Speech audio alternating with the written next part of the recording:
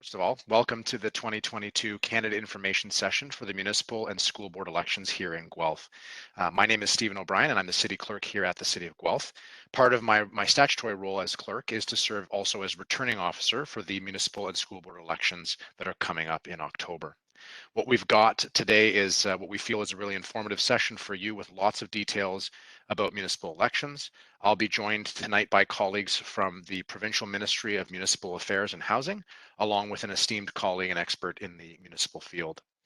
These are really important sessions because you no doubt have a lot of questions. We will highlight some important information for candidates to consider, outline recent legislative changes and how we've worked to adapt our services to prepare for any future direction on COVID and the operation of an election during a pandemic. We'll be answering questions at the end of the presentation, so questions can be sent through, just so everyone's aware, a bit of logistics here. They can be sent through the chat feature in WebEx at any time. We'll make sure we have a good amount of time at the end for discussion and going through some of those questions. When you're using the chat feature, I just remind you to be sure to select all participants as the option to send your questions in, and that way all the panelists can see those questions. I will be moderating the questions at the end of the session. And obviously for today's session, we do, I think as most people will be aware, we do have another session coming. But if anyone cannot attend today's session or that next session, we'll be recording this session. And those sessions will be available online afterwards as well.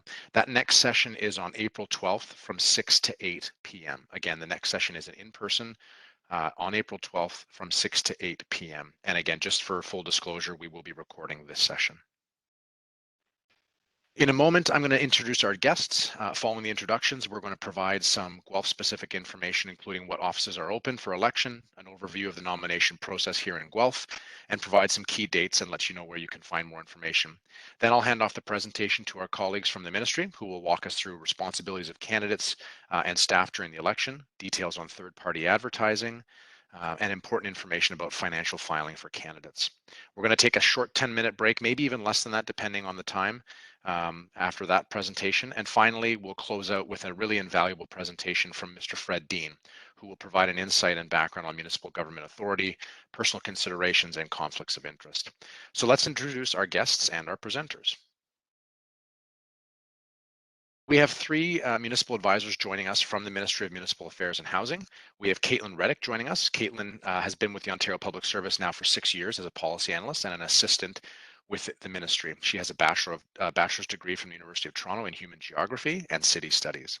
We also have Carol Sauvé joining us. She has been with the Ontario Public Service for 20 years, providing customer service, research, advice, and training for various ministries, including MTO, the Ministry of Government Services, the Ministry of the Environment, and the Ministry of Health, before recently joining Municipal Affairs and Housing. And finally, we have Jane Parnell joining us. Prior to her current role, Jane worked as a court and client representative with the Ministry of the Attorney General and was a PhD candidate in the philosophy department at the University of Western Ontario, where she specialized in ethics. Fred Dean. Fred is a retired municipal lawyer and coach with extensive experience in our sector and our industry. Fred spent the majority of his career with the City of Sudbury, now the City of Greater Sudbury, as their city solicitor, but also worked in Brampton and Scarborough throughout his career. He works exclusively in the municipal sector. In partnership with his business partner, Fred is a principal at Amberley Gavel Limited and has supported many municipalities as a closed meeting investigator and/or as their integrity commissioner. Fred is an honor roll inductee with the Association of Municipalities of Ontario. He's the former chair of the Question Box panel and Last Word panels at two of Ontario's most prominent and preeminent municipal conferences. And this is the fourth election that he has presented this workshop for potential candidates. So we're very lucky to have Fred with us. The next slide is really just an overview of the roles and number of seats to be elected in each of those roles. It's fairly straightforward. One mayor, two councillors elected per ward here in Guelph, and 6 wards, as was confirmed by a recent ward boundary study that we completed here at the city. On the school board side, it's a bit more complicated. The numbers of the school board trustees positions are listed on the slide above. They're based on actually current numbers for the 2 English boards, English-speaking boards, the English separate and the English public board. We're still waiting for confirmation on the French public and the French separate boards, but we anticipate that those will remain the same. We would obviously be providing any updates on that through our website. In terms of the next slide, Over the last 2 years, restrictions and public health requirements, as everyone knows, have really changed how we ensure the community remains safe while offering public services. And elections aren't really any different in that regard. We want to provide an open and flexible access to the democratic process. As we continue to move through the pandemic and hopefully move out of the pandemic, we're prepared to welcome candidates into City Hall for nomination filings. However, candidates will also be able to get digital nomination package information, and we will offer sort of remote pre-filing meetings if people prefer to limit time in person when filing. Starting on May 2nd, you can find the nomination package and forms on the election website, which is guelph.ca/vote, and at the Service Guelph desk here in City Hall. As of 2018, there is also a prescribed endorsement form, which must be completed by 25 people. In order to endorse that form, the person signing must be eligible to vote in the election for the office you are running for as of the day they endorse you. It is your responsibility to ensure that those endorsing your nominations are eligible to do so. That candidate's responsibility. If possible, I would recommend actually that you get more than 25. Shoot for maybe 28 or 30, or more if you feel comfortable with that, to ensure that you don't run into any issues when the time comes to file your nomination papers. To file your nomination, you'll need to book a 30-minute appointment to come into City Hall. This gives us a chance to sit down and go over the nomination package with you and provide information before you begin your campaign. You can book an appointment by emailing or calling the election team directly. We'll have some contact information on upcoming slides. These contacts, again, are shared in this presentation at a later moment, so you'll be able to jot those down. When you come in to file your nomination paper, you'll need to show acceptable identification that shows your name and your qualifying address in Guelph. Once you file, you'll be given access to a secure candidates portal. This will be used to share confidential information and documents like the voters list, various forms, and be used as a way to post and share information with candidates from the team here at City Hall. Shortly after filing your nomination, you'll get a secure login for that candidates portal. And with that, I think I will turn it over to my colleague, Jennifer Slater. All right, thanks, Stephen. Sorry, just waiting for the slide to change here.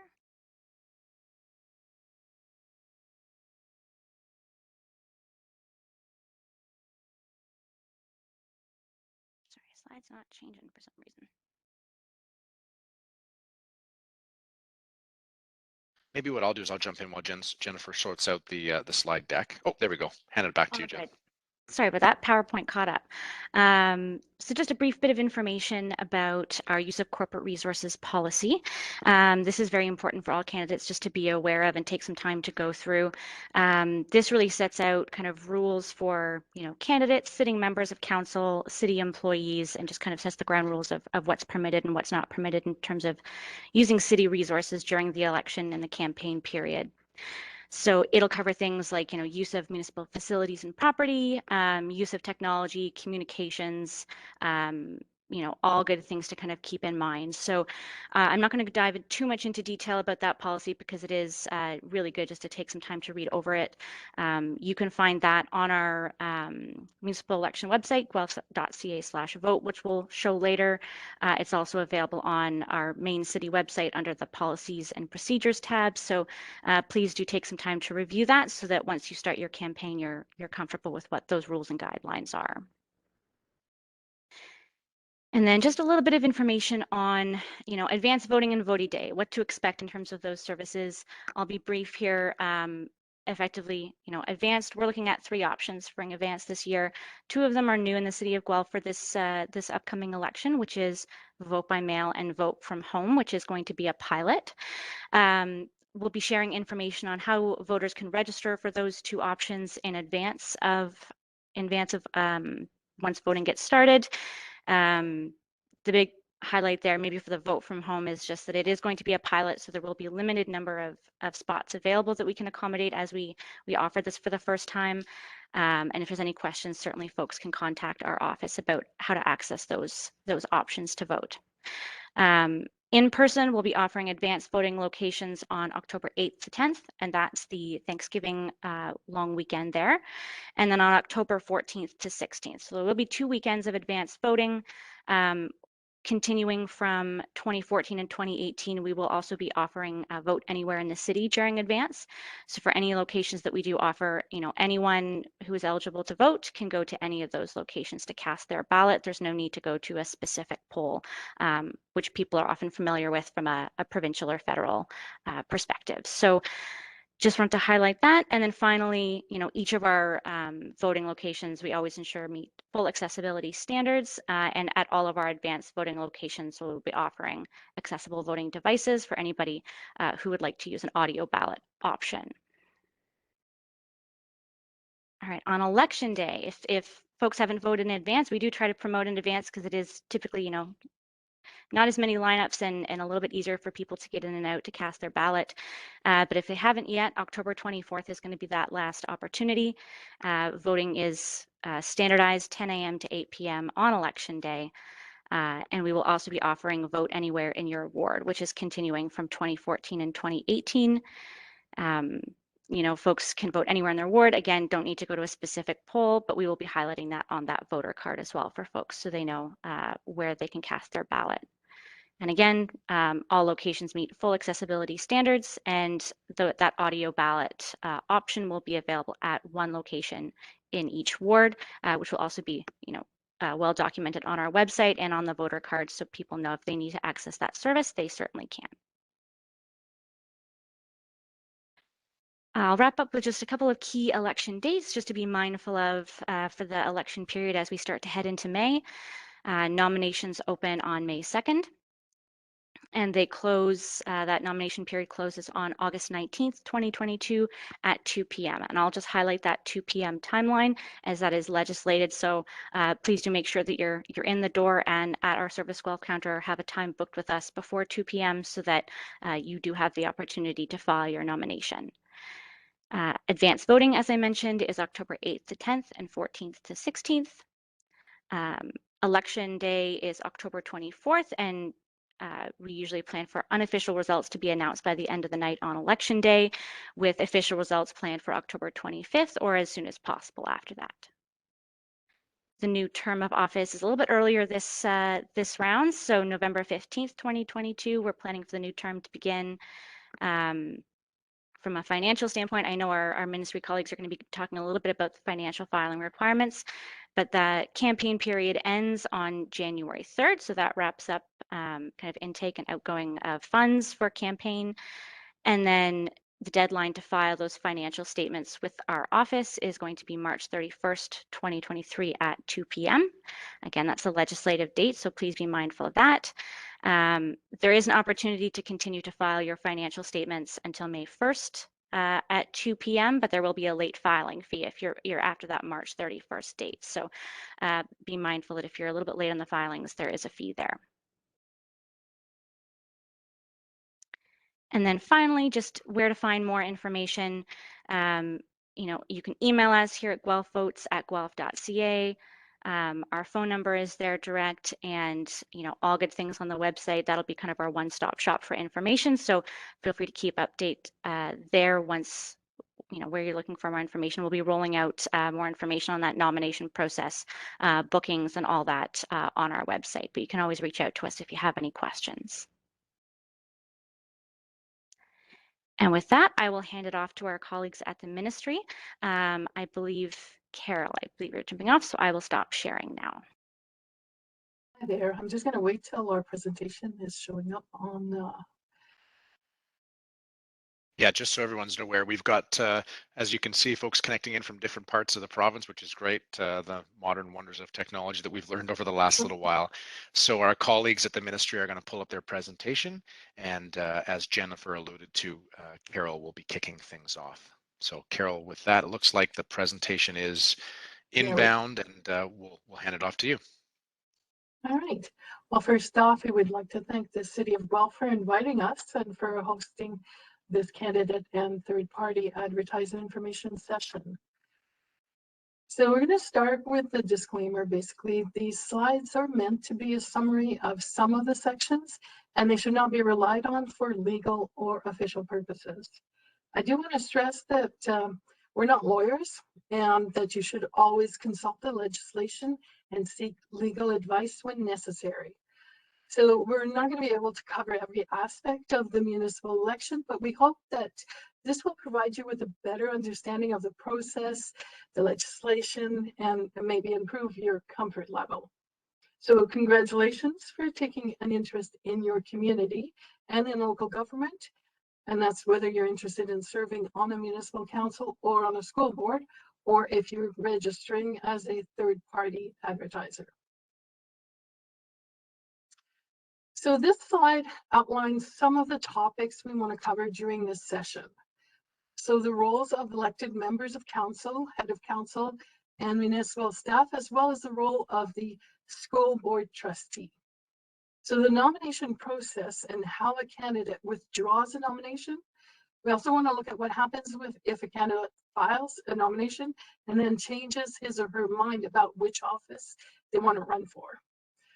We're going to look at some key dates, but you guys have already shown them, so we might skip through them a little bit faster.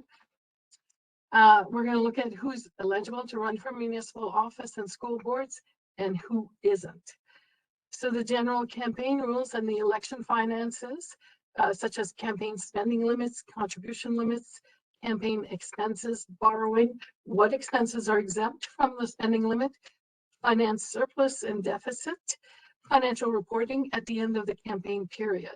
We're also going to look at compliance audits initiated by an application, a little brief look at penalties, general information about the voters list, the rules about proxy voting, the rights of scrutineers at the poll, recounts, and finally, we're going to give you some resources where you can find information. So you're considering running for a municipal office. Local government is the level of government that's closest to the people, and it's the most accessible and responsive to the needs of the community.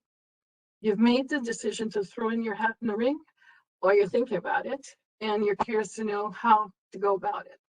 So maybe it's something you've always wanted to pursue. Maybe you want to make a difference. Maybe you're not happy with some of the decisions that have been made, or you simply have a passion for politics. Whatever the reason, it's a 4-year commitment that will be filled with challenges, excitement, disappointment, hard work, and a great deal of satisfaction. So Ontario's municipal governments deliver local services while the province establishes the legislative and policy framework. So the Ontario government sets standards for many local services such as land use planning, building regulation, and social housing. And the province provides funding to municipalities for delivery of some of those services. The ministry also works in partnership with the municipal sector to support efficient and responsive local governments that are sustainable and investment ready. So local government is a challenging environment with high expectations and limited resources. You're doing more with less, just basically everywhere. There's a limited understanding of roles of council and staff. Mostly that government is not like other businesses. You can't make everyone happy, so council has to make some difficult decisions in the best interest of the municipality. So before we get into an overview of the Municipal Elections Act, we wanted to provide a brief summary of the role of elected municipal officials and the role of staff. So please note that the information about the role of council and staff and accountability and transparency can also be found in the Councillor's Guide on the ministry's website. The new one is coming out this April 1st. All right, it's an excellent tool that can provide you with a lot more information about how municipalities operate and how council and staff can work together in the best interest of the municipalities. So first, let me start by saying that Section 2 of the Municipal Act stipulates that municipalities are created by the province to be responsible and accountable governments with respect to matters within their jurisdiction, and each municipality is given powers and duties under the Municipal Act and other pieces of legislation for the purpose of providing good government. So the Municipal Act is a legislative framework for municipalities. It seeks to balance local autonomy and flexibility with accountability and transparency of municipal operations. the key to any organization, government, business, industry, local service club, is so that everyone understands their respective roles and relationships. So in the next few slides, we're going to review the role of the mayor's role as the chief executive officer, the role of council, and the role of municipal staff. All of those are key to an effective and efficient local government. Just to give some examples of the acts that we go through, the Planning Act, the Municipal Elections Act, Municipal Conflict of Interest Acts. Those are the three more familiar pieces of legislation, but there's a lot of other acts that can apply to municipalities.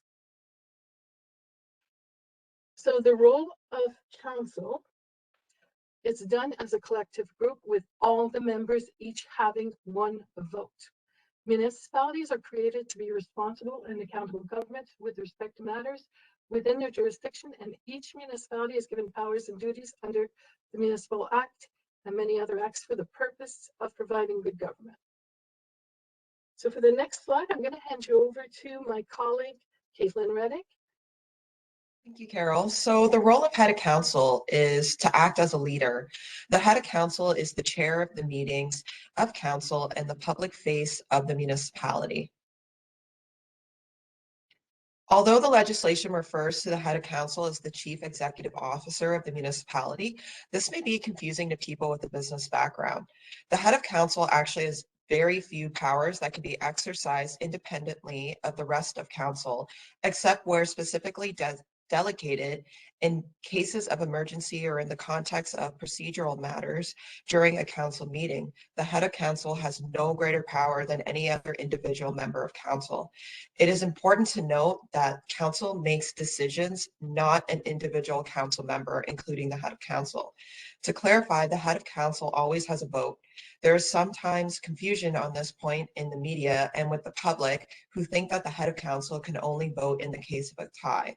Another clarification regarding voting is refraining from voting counts as a no vote. This is spelled out specifically in the legislation in the case of recorded votes. A tie loses, so the result is the same as having voted no. The role of staff. The role of staff is set out in Section 227 of the Municipal Act. This would include implementing council decisions and establishing administrative practices and procedures to carry out council's decisions, undertaking research and providing advice to council on policies and programs of the municipality, carrying out duties required by legislation or other duties assigned by the municipality, and lastly, a key feature of effective and efficient councils is a well-developed understanding of the council staff relations and role of each party. The Councilor's Guide provides a list of ways that council members can assist staff to meet council's expectations. Some examples including providing clear policy decisions, directions, and expectations, consulting with staff before deciding on policies, being prepared for council meetings, and more.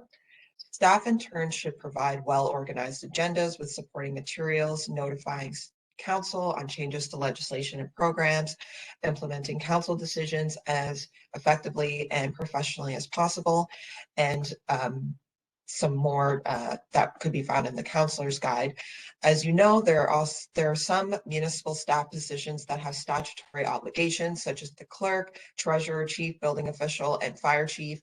It is important that council not interfere with the statutory obligations of those roles. For example, the clerk and treasurer's positions have statutory duties or responsibilities assigned to them under the Municipal Act or other pieces of legislation, and same with the Building Code Act that would define statutory duties for the chief building official.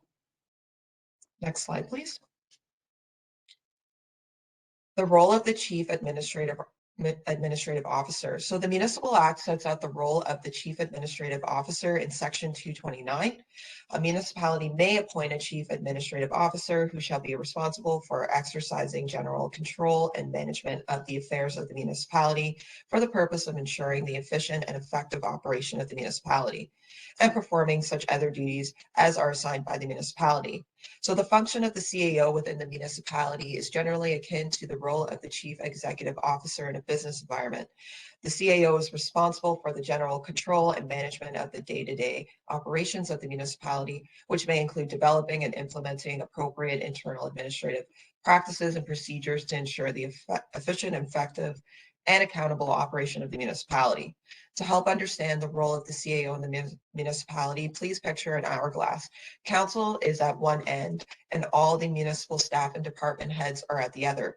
The CAO is in the middle, the smallest part where the sand in the hourglass flows through. So if council wants to give direction to a specific department, the communication would flow through the CAO. Likewise, the department wants to give information, reports, etc. to council, it too would flow through the CAO. The role of the school board trustee is the Education Act creates 4 different kinds of school boards. English language districts, public district school boards to govern the provision of elementary and secondary English language instruction in schools other than the Roman Catholic separate schools. English language separate district school boards to govern the provision of elementary and secondary English language instruction in Roman Catholic separate schools. French English public district school boards to govern the provision of elementary and secondary French language instruction in schools other than the Roman Catholic separate schools. And lastly, the French language separate district school boards to govern the provision of elementary and secondary French language instruction in Roman Catholic separate schools. School trustees are members of the school board. They are locally elected representatives of the public, and they are the community's advocate for public education. Only the board, not an individual trustee, has the authority to make decisions or take action. A trustee is often the first point of contact for parents and community members who have questions and or concerns about their local school board, and candidates should contact the applicable school board for further information about the duties and commitments. Next slide, please. The role of the school board trustee is to establish policy direction, participate in making decisions that benefit the entire school board while representing the interests of constituents. School board trustees are accountable to constituents and the Ministry of Education and Families. Next slide, please. Municipal Office eligibility and ineligibility. You must be an eligible elector, which means you must be able to vote. So the list above is a list that shows your voter eligibility, as well as eligibility to run and hold office. You can only be nominated if, as of the day you are nominated, you are qualified to hold that office under the Act and are not ineligible under the Municipal Elections Act or any other act or otherwise prohibited by law to be nominated or hold the office. Please note that the municipal clerk is responsible for setting up and running the voting places used in the municipal election. The clerk must comply with any provincial or local public health measures that are in effect and may also put in place additional procedures that they consider necessary for conducting the election. If you have questions about public health and safety at the polling place, you should contact your municipal clerk.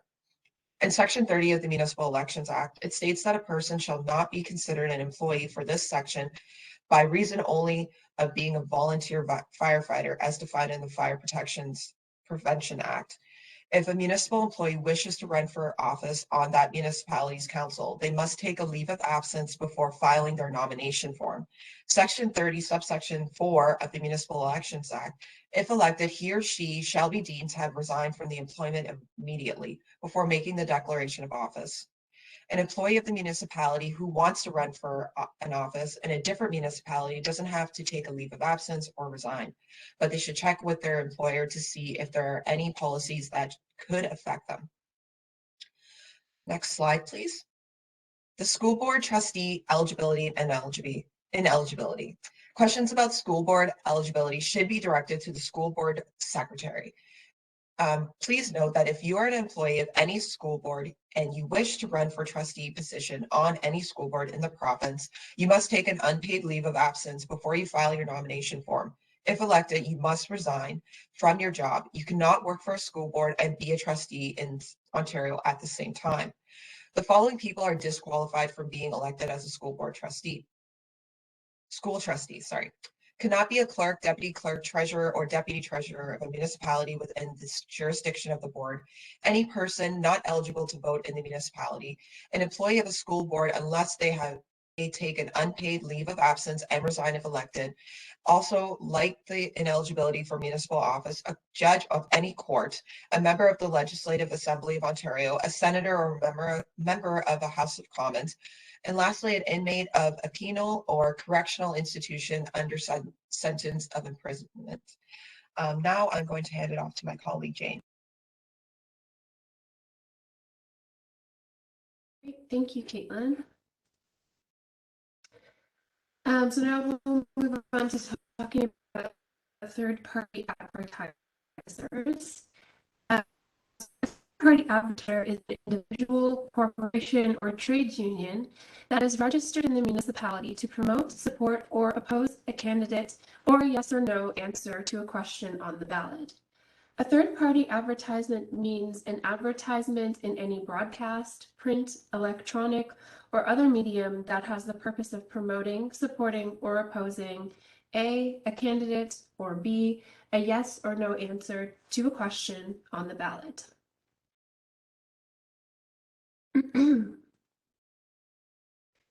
So only the following persons and entities are eligible to file a notice of registration. One, an individual who is normally resident in Ontario. Two, a corporation that carries on business in Ontario. Three, a trade union that holds bargaining rights for employees in Ontario. Regarding item 5 under the ineligibility section of the chart, this includes groups like associations or clubs that are not incorporated. Excuse me.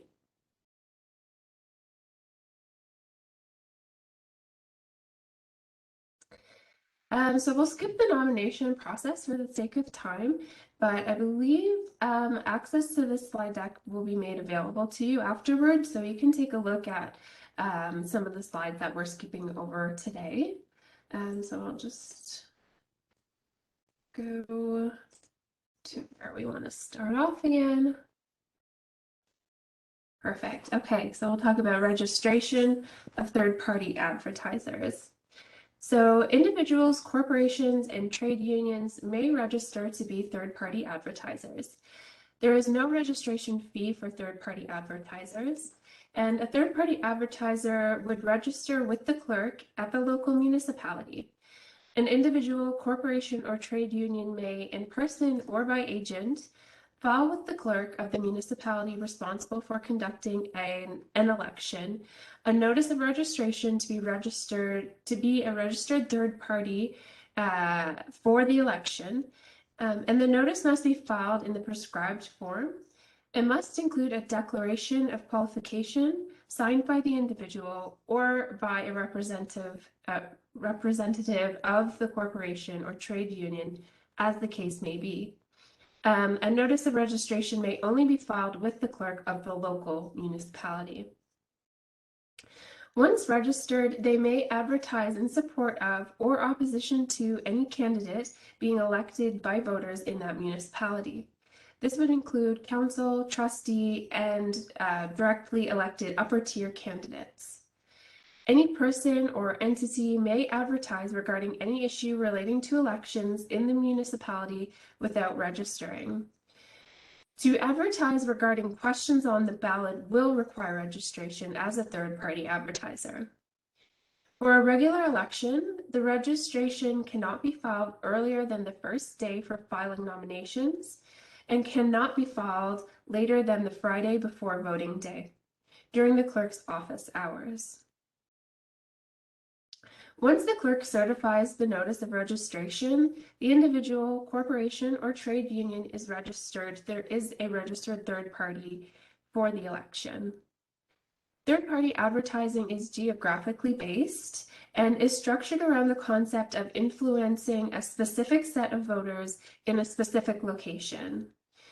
Registering in the municipality where the third-party advertiser hopes to influence votes allows flexibility to support or advocate against any candidate in that specific geography. If an individual wants to influence voters in more than one municipality, for example, over the 3 municipalities covered in a specific school board trustee election, he or she would have to register in each of the 3 municipalities and conduct their activities as 3 separate campaigns. If the municipality is satisfied that there has been a contravention of the Municipal Elections Act, then it can ask the third-party advertiser to remove the advertisement or discontinue advertising.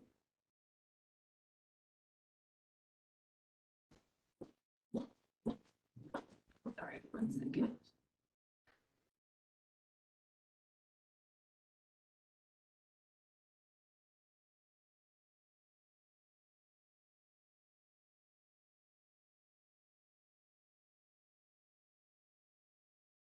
Sorry about that.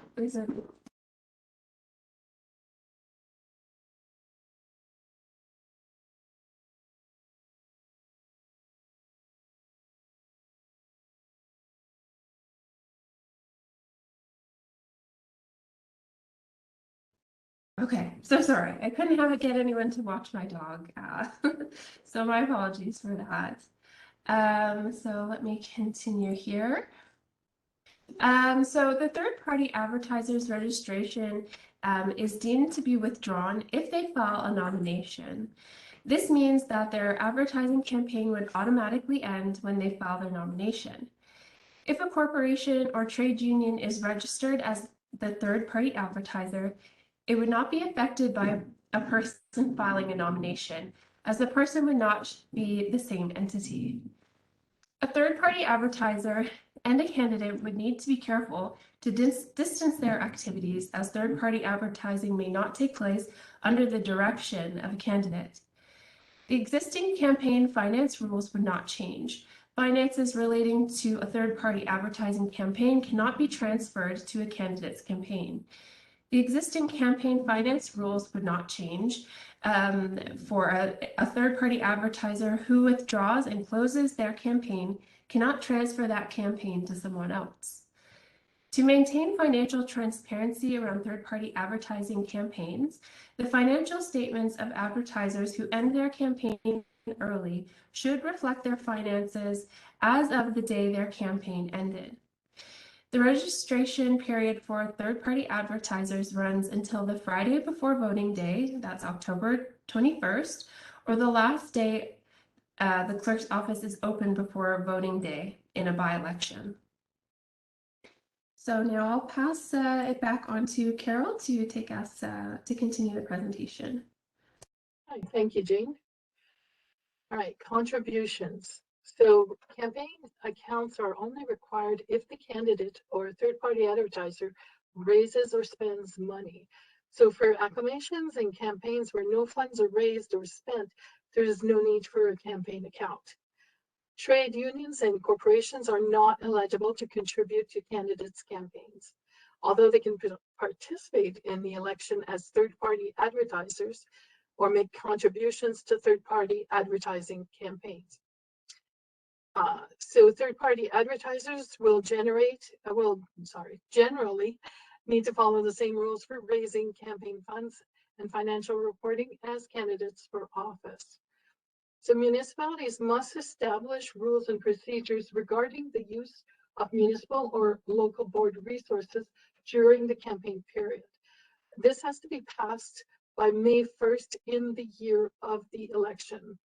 That's in order to encourage accountability and transparency. So ensure that you're aware of the municipality's policy in this regard. So the practice of municipalities of providing candidate contact information on their website is not a contribution. So note that generally the same contribution rules will apply to third-party advertisers campaign as to candidates. Refer to both when the rule applies to both. So contributions from the candidate and their spouse are considered to have come from the same person, and they count against the self-contribution limit. The rules for determining whether corporations are considered to be one contributor are clarified. If one corporation controls the other directly or indirectly, then they are considered to be the same contributor. If the corporations are owned and or controlled by the same person or groups of persons, either directly or indirectly, they're considered to be the same contributor. So let's talk about volunteers. The value of services provided by volunteers is generally not considered to be a contribution. So if a professional, like an accountant or a lawyer, volunteers to provide services for which they would normally be paid, the market value of the service must be recorded as a contribution by the volunteer, and that is a campaign expense. As mentioned previously, only third-party advertisers can accept contributions from corporations and unions. So campaign contributions are monies, goods, or services given to a candidate for his or her election campaign. Cash contributions may only be accepted up to $25. So contributions more than $25 must be made by check, money order, or by a method that clearly shows where the funds came from. Fundraising functions are events or activities held by or on behalf of a candidate for the primary purpose of raising money for the candidate's campaign. So the price of admission to a fundraising function is a campaign contribution, and a receipt must be issued for the full amount. So receipts must be issued for every contribution and should contain the name and the address of the contributor and the amount and date. So contribution limits, the limit on contributions to any one candidate or registered third-party advertiser is 1,200. Except for the City of Toronto mayoral candidates, that amount is 2,500. So the individual contribution amount has increased from 750 to 1,200, but the aggregate amount of 5,000 has stayed the same. So since candidates and third-party advertisers are required to inform contributors of contribution limits, you may want to include the limits on the receipts provided to your contributors. Self-funding limit for municipal candidates based on a number of electors voting for the office goes to a maximum of 25,000 per candidate. So the formula for calculating the limit is basically 7,500 plus 20 cents per elector for head of council, 5,000 plus 20 cents per elector for other council offices. The highest self-funding limit that anyone can possibly have is 25,000. So if the formula works out to a number that's over 25,000, they still get the 25,000 limit. If the formula works out to less than 25,000, then they get whatever the formula works out to.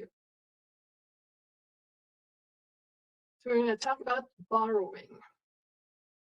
So while candidates can open their campaign account with their own funds, the candidate cannot loan funds to his or her campaign to kickstart it with the intention of getting it all back. The only way that a candidate can reclaim this startup amount is after the election campaign period ends and prior to filing the financial statement. The campaign or the candidate or his or her spouse may be refunded any contributions from surplus. So you can't receive a loan from family members or from any corporate accounts that you may have access to. The loan isn't considered to be a campaign income, and paying it back is not a campaign expense. But if you or your spouse guarantee the loan and the campaign does not repay all of it, the remaining balance is considered to be a contribution. So since the guarantor is basically providing the campaign the means to repay the loan. So keep in mind the contribution limit for the candidate and spouse if you're borrowing. Any interest that the campaign pays on the loan is a campaign expense. I'm going to hand this over to my colleague, Caitlin, the next portion. Hey, Carol, sorry, I started the next slide. Oh. Yeah, it's okay. The campaign, are you going to be doing? Sorry. Yeah, so I can start here. Candidates and third-party advertisers should become familiar with campaign expense provisions. Campaign expenses are those incurred by the candidate or by the candidate's behalf during his or her campaign, or by the third-party advertiser during their campaign. The nomination filing fee is no longer an expense and is not included on the financial disclosure form. Goods and services donated to the campaign are also expenses and must be reported. A receipt must be provided for fair market value. Only nominated persons and/or third-party advertisers can incur expenses during their campaign period.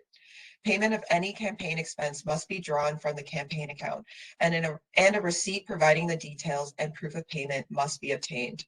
All expenses must be reported in the relevant financial disclosure form to be filed with the clerk by the candidate or third-party advertiser.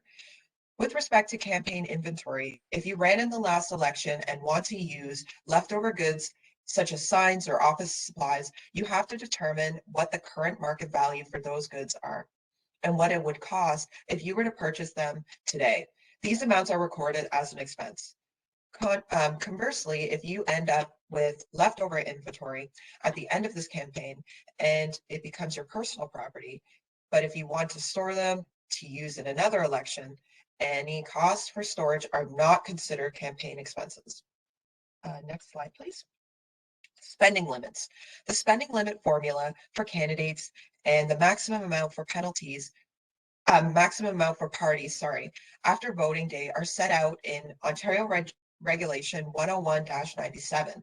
The clerk calculates the spending limits twice.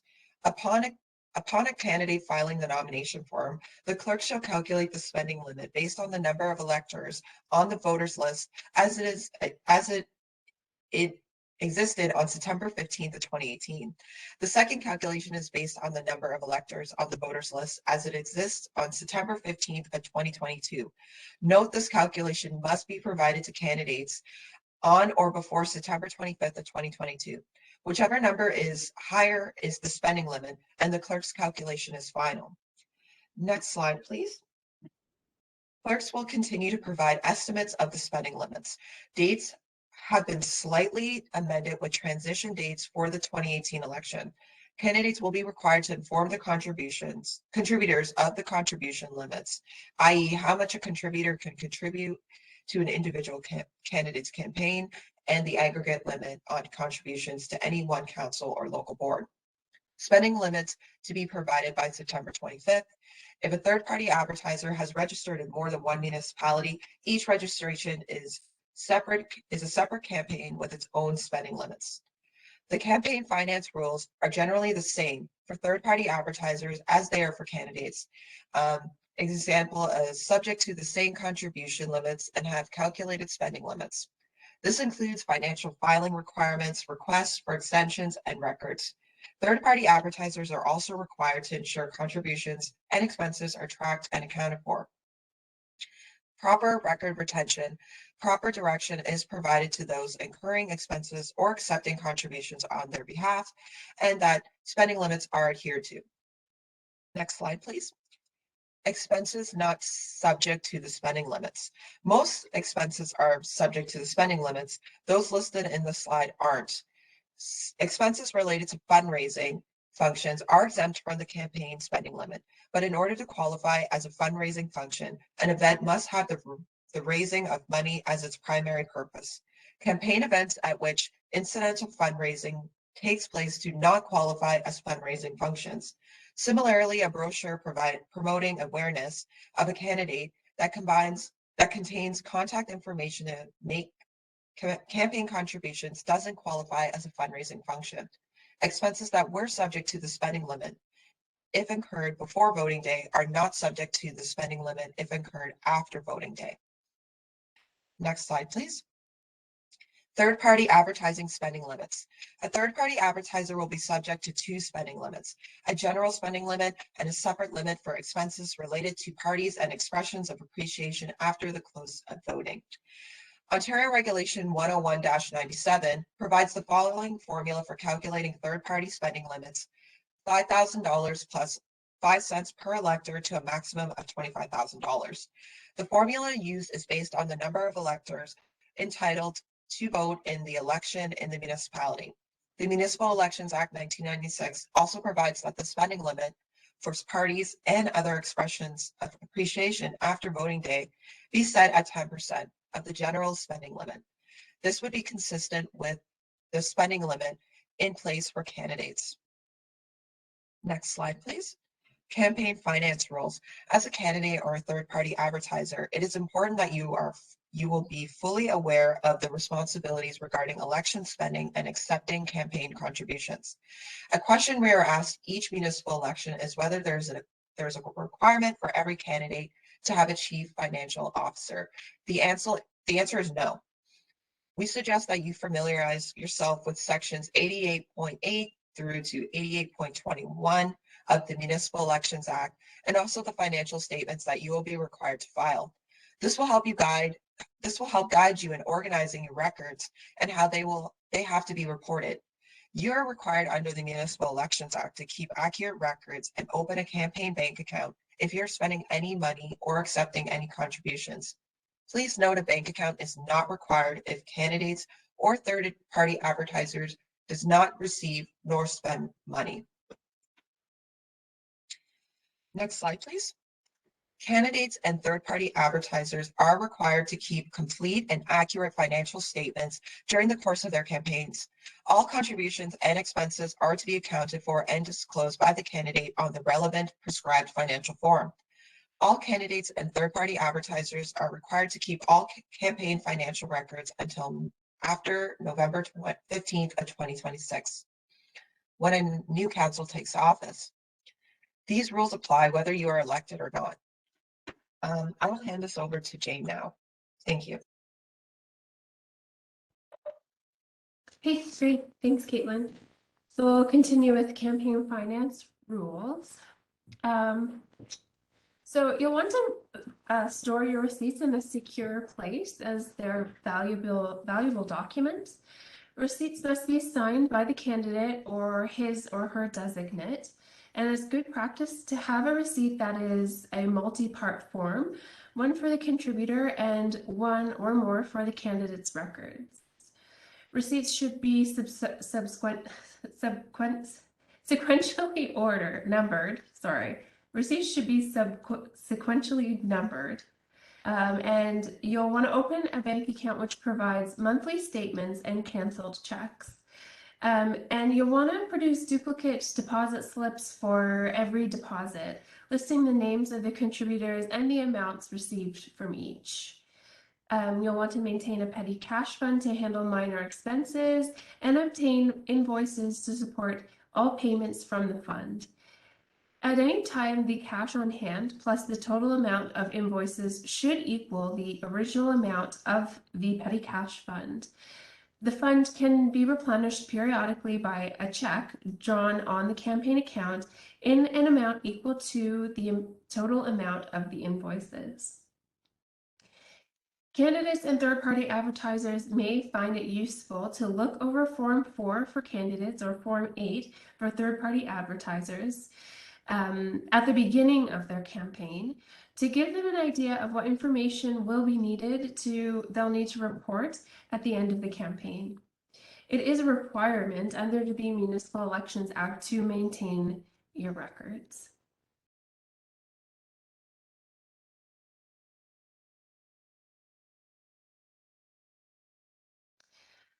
Okay, oops.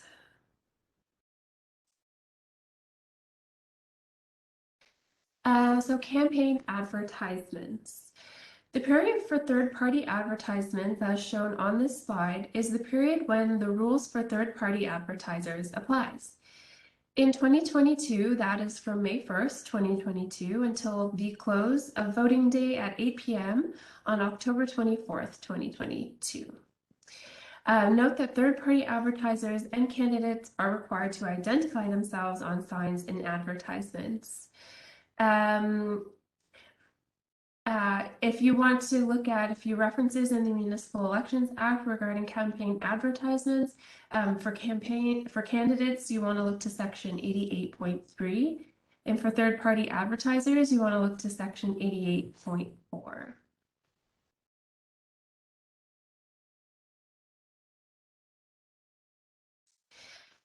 The broadcast, so a campaign advertisements continued. The broadcaster or publisher of a third party or candidate advertisement shall maintain records containing the following information for a period of 4 years after the date the advertisement appears, and shall permit the public to inspect the records during normal business hours. So what you'll want to include is the name of the candidates or registered third-party advertiser, the name, business, address, and telephone number of the individual who deals with the broadcaster or publisher under the direction of the candidate or registered third-party advertiser. You want to save a copy of the advertisement or the means of reproducing it for inspection. And you want to maintain a statement of the charge made for its appearance.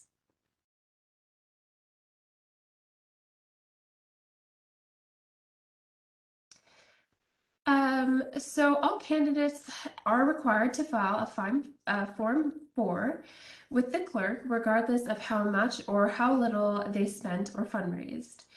If you filed a nomination form, you must file a Form 4. This form is required even if you withdrew your nomination or were acclaimed. If you registered as a third-party advertiser, you must complete the Form 8. A candidate may resubmit a financial statement to correct an error up until the filing deadline. And the clerk is required to make public a report of which candidates filed financial statements and which did not.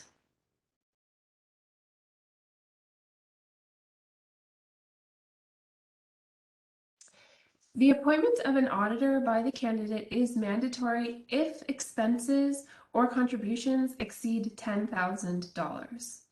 The auditor must be licensed under the Public Accounting Act 2004, and please note that campaign statements are public documents.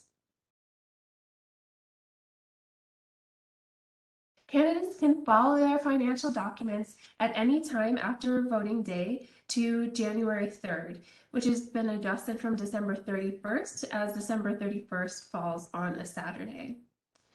Filing the financial statement ends the campaign period. This will make it easier for acclamations and campaigns where little or no expense is incurred. Clerks will be required to report whether candidates have met their financial filing obligation, and as we said, publish that report on the municipal website or in another electronic form. And this needs to be done by April 30th in the case of a regular election, so in this case, or within 90 days of a by-election. And clerks can determine the conditions for electronic filing of financial statements. The nomination fee is only refundable if the financial statement is filed on time. A candidate or third-party advertiser who misses the filing deadline may file with the 30-day grace period, provided a $500 late filing fee is paid to the municipality. And note that a candidate who chooses to file within the 30-day grace period will be subject to both the $500 late filing fee as well as the loss of their nomination refund. A candidate or third-party advertiser may resubmit a financial statement to correct an error up until the filing deadline.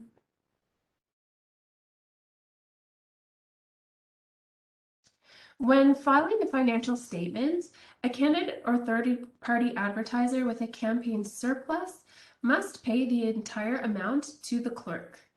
Prior to paying over any surplus funds to the clerk, a candidate or third-party advertiser is entitled to a refund of any contributions they or their spouse made to the campaign.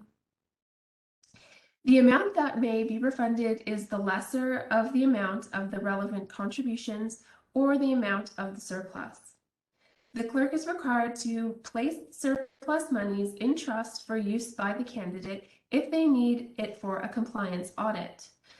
The clerk is required to place surplus monies in trust for the use of a third-party advertiser if they also need a compliance audit. If neither the candidate nor the third-party advertiser requires the funds for these purposes, it becomes the property of the municipality or school board. So I'll pass it back on to Carol. Thanks. So we're going to look at compliance audit. So every council and school board must establish a compliance audit committee. So members of a compliance audit committee cannot be members of the council or school board. They can't be an employee or a candidate in the election or registered third-party advertisers. So it's up to the clerks to review contributions and to prepare a report for consideration by the compliance audit committee if a contributor appears to have exceeded any contribution limit. So this process is related to reviewing contributions as reported on the financial statements, and it's not connected to the compliance audit process. It is apparent to the clerk that a contributor has exceeded one or more of the contribution limit. If it is, the clerk would report this to the committee, which would meet to determine whether to proceed with legal action. The legislation does not specify what details are to be provided in the report to the committee. So electors entitled to vote in an election, they may apply for a compliance audit even if the candidate has not filed a financial statement. So the application has to be in writing and set out the electors' reasons for why they believe the Municipal Elections Act has been contravened. This application must be submitted to the municipal clerk or the secretary of the school board within 90 days of the filing deadline. The compliance audit committee will then consider the application and decide whether to retain an auditor to undertake a compliance audit of the candidate's financial return. So we're going more into compliance audit. The Compliance Audit Committee is required to provide brief written reasons for its decision. So any Compliance Audit Committee meetings are required to be open to the public, but the committee may deliberate in private. Electors can apply for a compliance audit of a third-party advertiser's campaign finances. Just remember, the minister has the authority to make a regulation setting out qualifications for compliance audit committee members. If you look at subsection 88.33, the written reasons for the committee's decision shall be given to the candidate, the clerk with whom, as well as the clerk with whom the candidate filed his or her nomination, the secretary of the local board, if it's applicable, and the applicant. If an audit occurs, the report must be circulated to the same individuals. So the committee audit, they consider the auditor's report. So let's say if the compliance audit determines that there's been an apparent contravention of the Municipal Elections Act, the committee will decide whether to proceed with legal action. Decisions of the committee may be appealed to the Superior Court of Justice. A person who believes that a candidate has contravened the Municipal Elections Act may proceed with legal action without first obtaining a compliance audit. So if we look at offenses, so an offense described in subsection 3, section 90, it constitutes a corrupt practice, and a person who commits it is on conviction disqualified from voting at an election. So they're disqualified until the next regular election has taken place after the election to which the offense relates.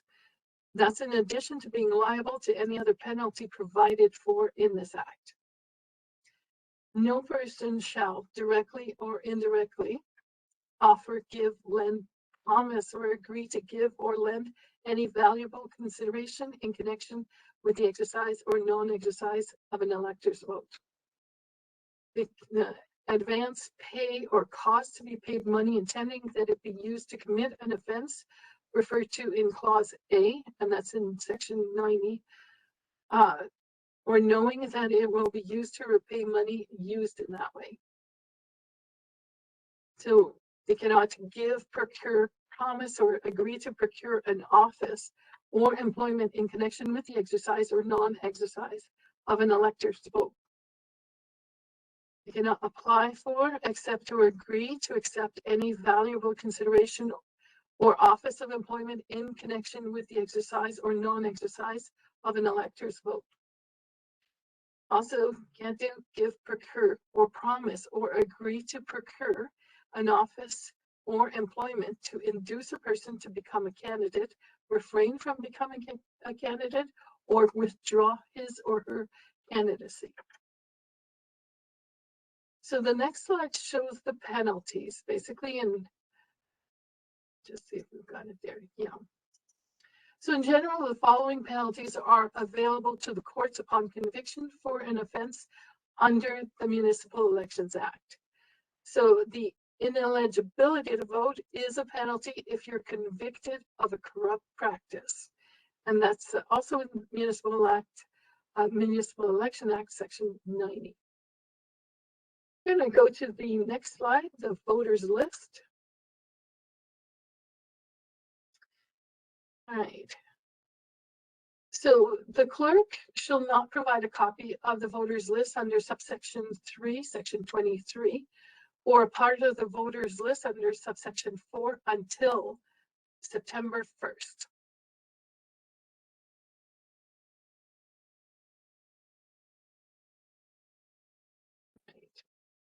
So candidates running in a ward are entitled only to that portion of the list that contains the names of the electors entitled to vote for that office. So if asked on written request, the clerk shall provide a copy of the voters list to the secretary of the school board, the clerk of the municipality responsible for conducting the school board election of the area, upper tier clerk if members are required to be elected at an election conducted by the clerk or that has submitted a bylaw or question to the electors. The Minister of Municipal Affairs and Housing if the minister has submitted a question to the electors. Now this is kind of a rare occurrence. It doesn't happen often. And also to the candidates, but only part of the voters list that contain the names of electors entitled to vote for that office. So if there are wards, the ward candidate would be entitled only to that ward portion of the voters list. So in the next slide, the clerk may require anyone who receives a copy of the list to sign a receipt acknowledging the list is only to be used for election purposes, and any other use would be in violation of the Municipal Act 1996. An elector's name shall appear only once on the list. So in a ward system, an elector is entitled to vote only in the ward where he or she resides.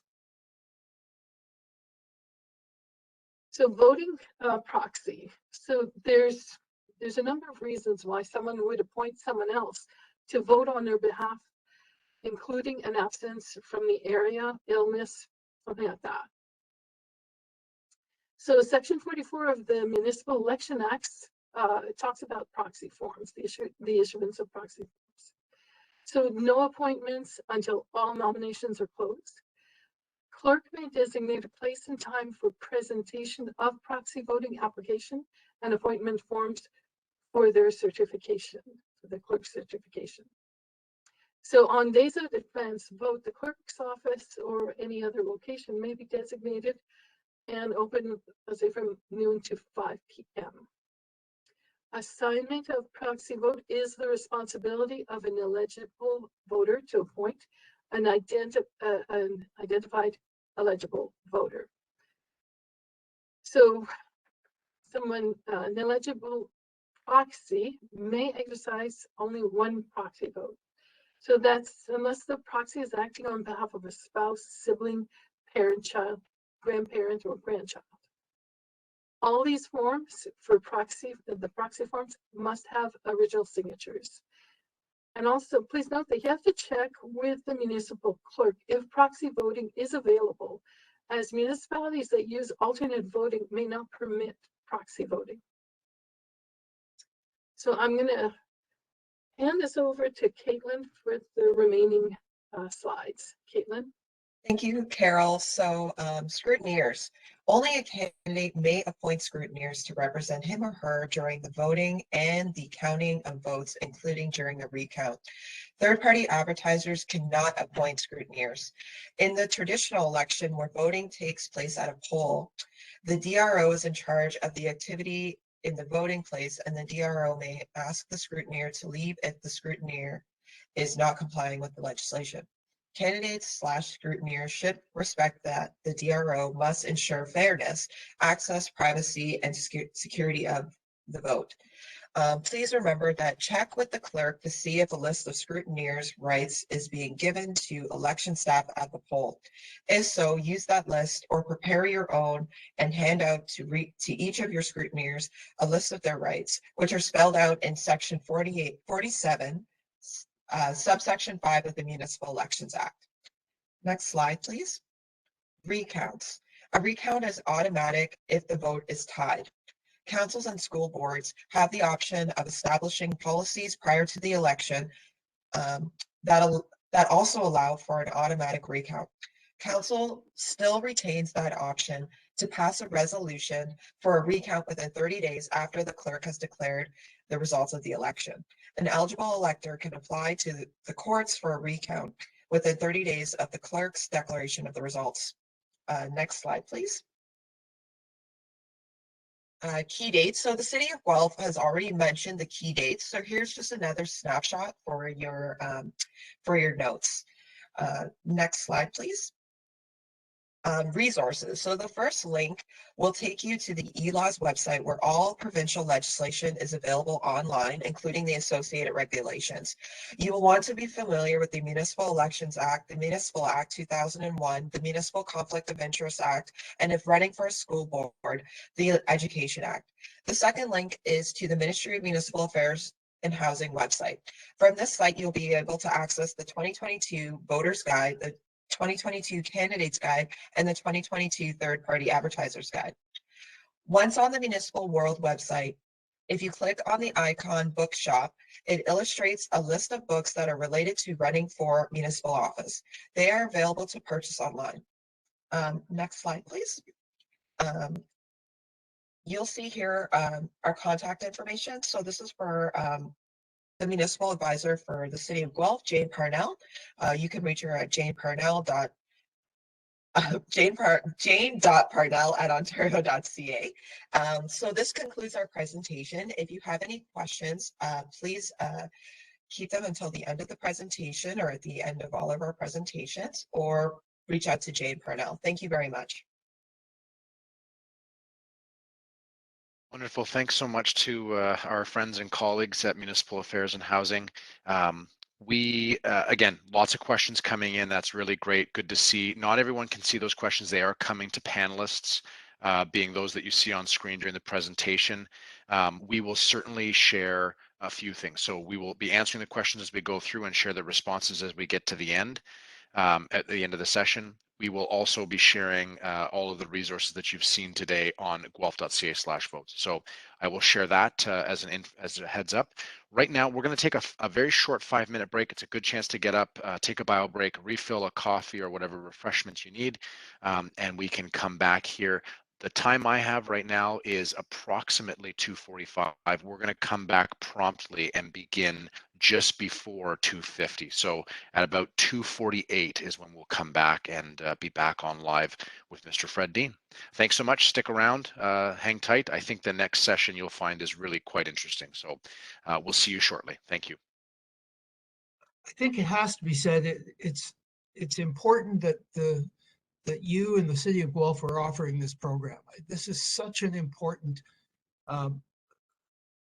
contribution to the municipal environment. People need to know what some of the issues around being elected and how to get elected. And I think this is just so important. It's probably one of the most important presentations I do.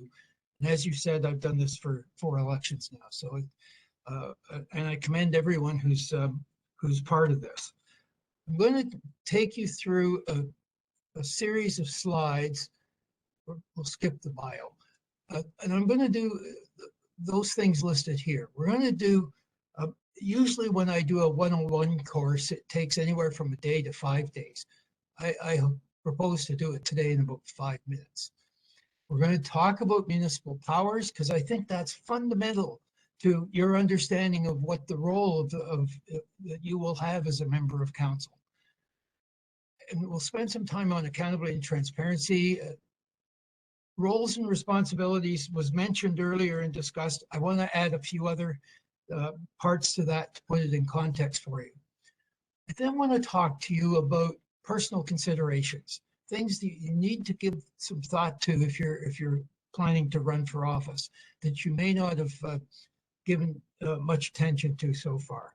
I'll then finish off with some comments around codes of conduct and conflict of interest. But let's start moving through the material. In many programs I do, I have the group identify what local government does. You may want to take a blank piece of paper and make a list and see if how many you can identify. If you get to 75, you're not doing bad, but there's well over 100. The different activities and services that municipalities provide on behalf of their community. It was stated earlier that the powers of a municipality come from the province, and that's true. The old phrase is municipalities are creatures of the province. Municipalities have no inherent jurisdiction. They get all their powers. You have to be able to source it back to a provincial statute or regulation in order for a municipality to act. I'm not going to be referring to sections of acts with one exception, and that is Section 5 of the Municipal Act, mainly because I think it's the most important section in the Act, period, bar none. And it says this: the powers of a municipality shall, whenever you see the word shall in a bylaw or an agreement, that's mandatory. Powers of municipality shall be exercised by council and shall be exercised by bylaw. It doesn't say powers are exercised by members of council or by the mayor or by staff. It says powers shall be exercised by council. And we'll see how that becomes important and why it's important for the Act to say that it has to be done by bylaw. So this municipal government is really complicated. It's really technical, and there are well over 100 statutes and acts that come into play in a municipal context. I mean, there's a Municipal Act, a Planning Act, and a few others that are sort of the front runners, but there are a whole series of acts that come into play. I talked about exercising power. That has to be done at what I call a duly constituted meeting of council. And that means municipality has to tell the public that it's holding a meeting. And that's true for regular council meetings, special council meetings, but it's also true for committee meetings. It's also true for both open and closed meetings. So if the municipality is proposing to hold a closed meeting, it has to tell the public that it's holding that closed meeting and the general nature of the subject matter that's going to be discussed. It has to be open to the public. There has to be a quorum present. I'm not good at math, so my councils are always 5 people. I know that's not the case in Guelph, but 5 people lets me demonstrate this. A quorum of a 5-person council is 3. So 3 of the members have to be present in order for the meeting to proceed. The next rule is decisions are made by way of majority vote. So if all 5 members are present, 3 have to vote in favor to get something passed. If only 3 are present, how many have to vote in favor of something? 2. That's less than the majority of council, but it can happen. Quorum has to be present, votes are by majority, and all members vote. That includes the mayor. That's an important concept. You often hear people say, well, our council just isn't very accountable. They're not transparent. We can't see what they're doing. They're acting behind closed doors. Let me tell you this. Local government is by far the most open and accountable and transparent level of government in Canada. Bar none, not even close. Decisions have to be made at open meetings. There's an ability to go into closed meetings. Councils and committees can go into closed meetings, but there's a limited number of reasons for doing so, and you have to fit within one of those. There are rules in terms of how you get into a closed meeting and rules what you can do when you're there as a council. That's part of the whole issue of accountability and transparency of local government. There's a list of policies that are set out there. This isn't a complete list, but it gives you a good sense. If you're thinking of running for council, one of the policies I urge you to take a look at right up front is the accountability and transparency policy. That every municipality, oh, by the way, there are 444 municipalities in the province. Every one of them has to have all of these policies. But the accountability and transparency policy will tell you how your municipality is attempting to ensure that it is accountable and is transparent. And it's a really useful guide to see exactly what the rules are and what the rules are in place. The bottom two on this list are relatively recent, and the second from the bottom is a bit deceptive. It says council staff, but it really is members of council and staff. So it's the individual members and that of staff. And that policy gets tied into the council members' code of conduct. It's dealing with that relationship, if you will, between the elected officials and the administration within the organization. You heard a description briefly of roles and responsibilities. I can tell you this, I get to spend a lot of time with a lot of municipalities around the province, and partway through a term, I'll get a phone call and someone will say, the CAO or the mayor will say, we're having problems. And at the end of the day, the problems come down to the relationships, who is doing what within the organization, and a lack of understanding and lack of respect for what other people do. The job descriptions that municipal officials have are set out in the Act, in the Municipal Act. And I'd like to just quickly take you through those at a very high level, just to give you a sense of what they're about. If you're running for council, it's critical that you get this understanding of this, because if you don't, it causes real problems for not only yourself, but other people within the organization. Council is the board of directors in a sense, and it exercises the corporate powers, back to Section 5. The Act says the council represents the public. That's right, it does. You won't find that section in the staff section of the Act. Council has to consider the well-being and interests of the municipality. Municipality has two meanings here. It means the community, the collective community, but it also means the municipal corporation. So members have to be acting in the best interests of not only the community, but the municipal corporation. Here's the key. There is no management responsibility, excuse me, given to members of council or the mayor. Management and the administration is a very different side than the policy-making elected side.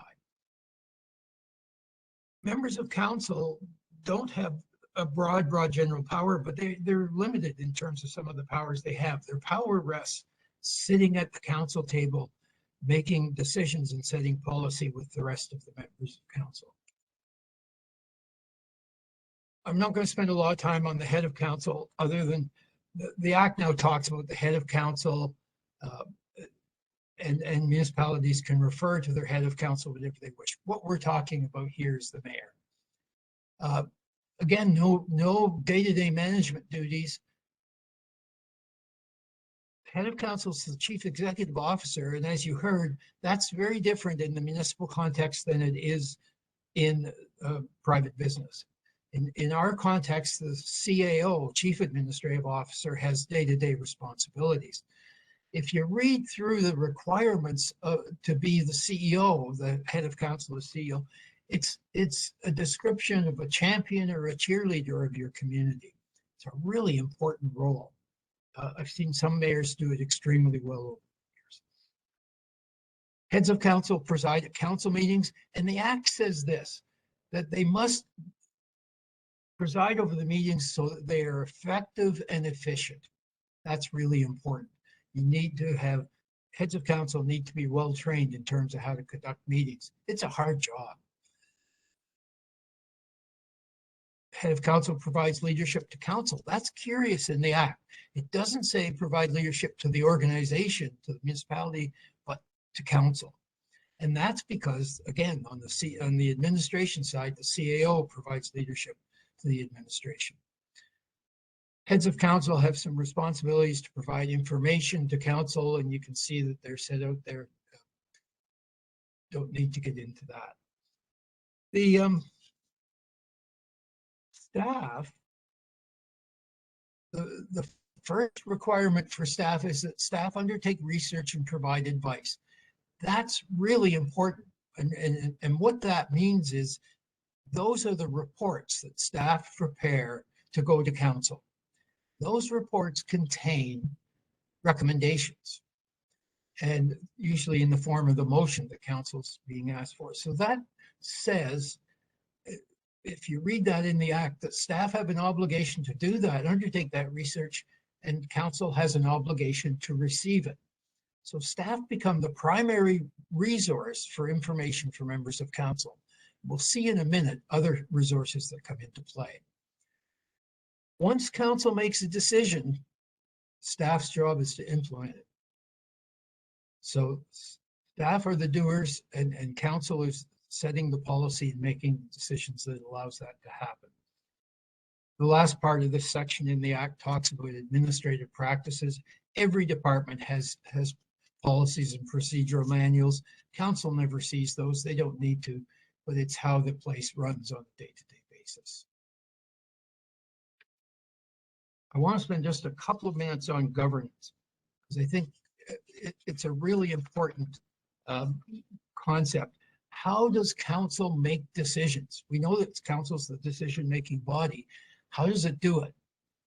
Well, it has to get advice, and that advice comes from staff primarily, as we've seen, and those reports of staff will be on the agenda. So they're made available to the public in advance of the meeting. Really important, so that the public gets a chance to read the reports and see exactly where the staff are coming from. But council gets advice from other sources as well. Every organization, every municipality in the province has a committee structure. And I think it wouldn't be far off to say every municipality has a different committee structure. They're all over the place. There are some with very few committees. I dealt with one municipality not long ago, had no committees. Others have committees upon committees with subcommittees, and it's a very complex environment. Why does council create committees? Why do you have committees? Well, basically to provide advice to council. Do the research, provide advice, and make recommendations to council. So there's another source of information, if you will, coming to council. Another source is the public. Council has the ability, in fact, the requirement, to have a procedure bylaw. The procedure bylaw, that's another document I recommend you take a look at if you're thinking of running for council.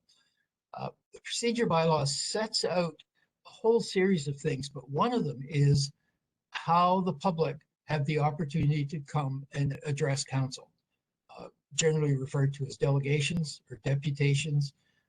It's important that council hear those deputations, but it has to be done in a structured way.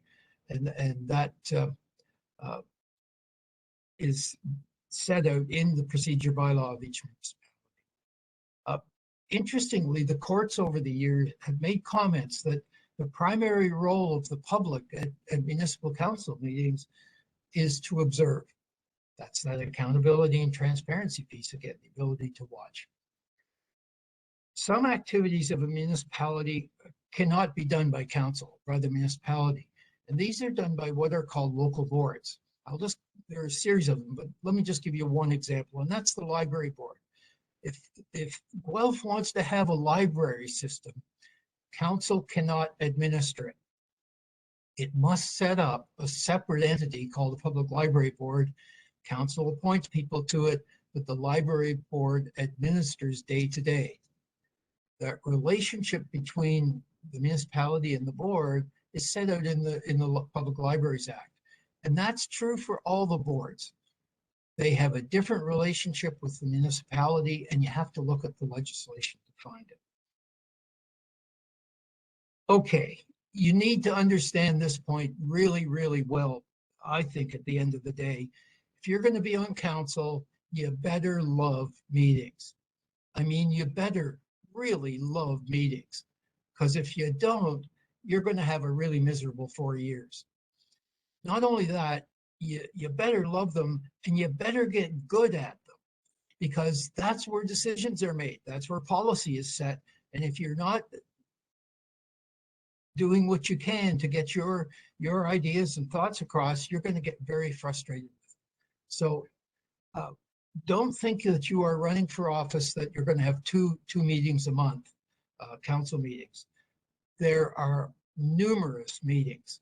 There's regular council meetings, special ones. There are committees, depending on how many committees a member is on. There'll be parts of local boards. There'll be local ratepayers groups that are getting together. It becomes very, very, very busy for members of council at meetings. You need to get good at it, and you need to recognize you're going to spend a lot of time doing it. I've talked about the procedure bylaw. Let me just put that in context for you. I put the procedure bylaw as one of the two most important documents in the municipality. The other is the annual budget. It sets your policies for the year. Your procedure bylaws defines relationships. It sets the rules for the meetings themselves. It sets your governance model. It's a significant document. It's a really important one to have. So you think your life will change after you're elected? Well, the day after you're elected, you're going to be on a high thinking that everybody loves you. That won't last long. But you're going to be elated, and so you should. You've got the trust of the people in your community, and you've been elected to council. People will begin to treat you from the day you were elected differently. They'll talk to you differently. This includes not just people you see on the street, but friends, even some family members will treat you differently when you become what, in my opinion, is a community leader. Yeah, people are looking to you. They're trying to influence you. They want to understand what's going on and some of the aspects around that. It's really important to understand that that's going to have a huge impact on you.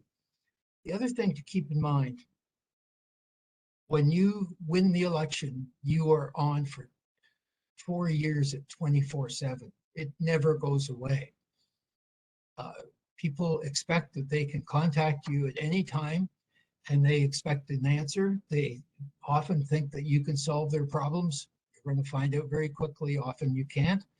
But it's a 24/7 commitment for the next 4 years. And it requires that commitment. It's a job, a responsibility that is absolutely huge.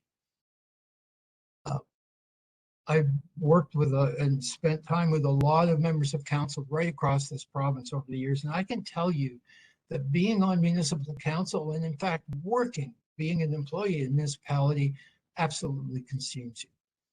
I've talked to people who have left public office and who have left the employee of municipalities. And I always ask the question, so what's it like having been there for a number of years and now out? And the comment is they had no idea at the time how much time and how they were consumed by what was going on at the municipal office.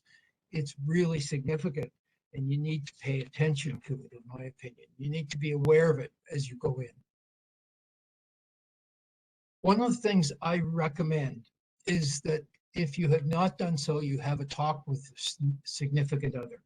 And that includes your spouse or partner, but it also includes children, people in your household. The impact of you being on council affects them every bit as much as you do. I want to give you an example from Sudbury from a number of years ago.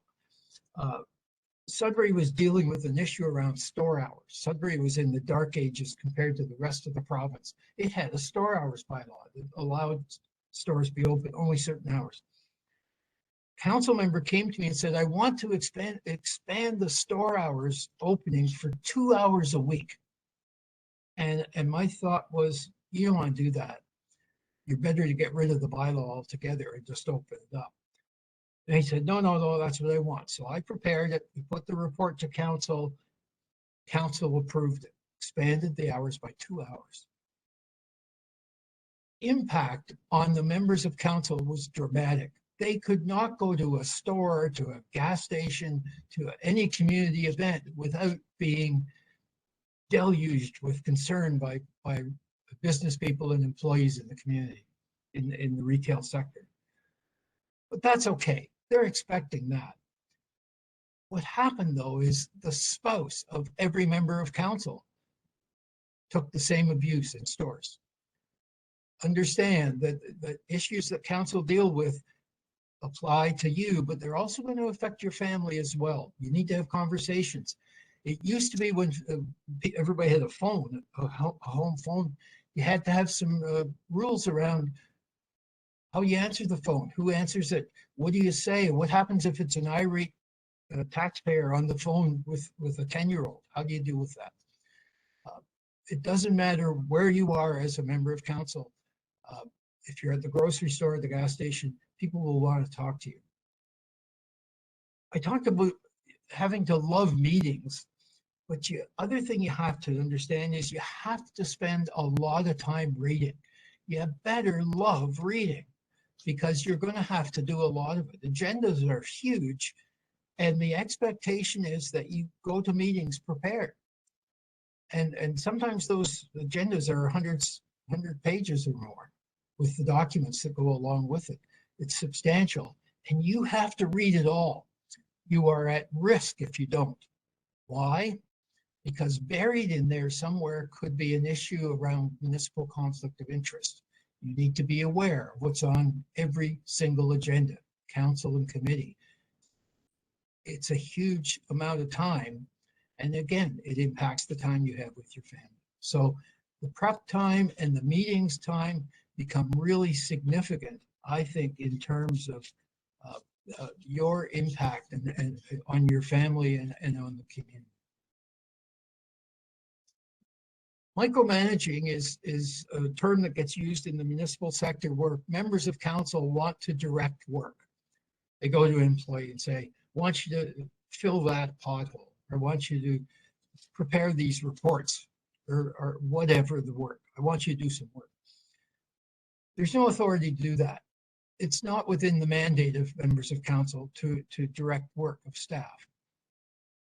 And I can tell you, it creates difficulties within organizations where micromanaging, one member of council is trying to micromanage. It's really significant, it's really important, and I encourage you, if you are elected, to avoid it. The other issue that we're seeing some of, in some parts of the province, it's not an issue in a lot of parts, is the issue of incivility. The inability to get along with other members of council or with staff or with the public, and doing it in such a way that creates a very difficult environment. Councils need to be trained, I think, on issues around incivility. It's important. I want to cover 3 personal responsibilities, well, really 4, and give you some examples. One is confidentiality, and I'll come to that in a few minutes, because frankly, members of council carry a lot of confidential information around in their head and in documents as well. And you need to understand the importance and the consequence of doing that. Up until recently being the last couple of years, 2 or 3 years, some municipalities had codes of conduct for members. We're talking about members of council and boards and committees. Most municipalities didn't. And the ones that did had an integrity commissioner whose sole responsibility was to investigate and make recommendations to council. The province changed the rules and said that every municipality had to have a code of conduct for members of council, and every municipality had to have an integrity commissioner. And the scope of the duties of the IC got expanded. So they do the investigations, they write reports to council. They now have an obligation to educate council and the public on the ethical documents, including the code of conduct within the municipality. And even more interesting, power is now in the Act, the ability in the Act for a member of council to request a written opinion from the integrity commissioner. So if you have a question on conflict of interest, the Act says you can write a request to the integrity commissioner and you'll get an opinion back in writing. That's new. That's a really big change. One of the things I was going to ask the provincial people if they could comment, there's a bill currently before the legislature, Bill 10.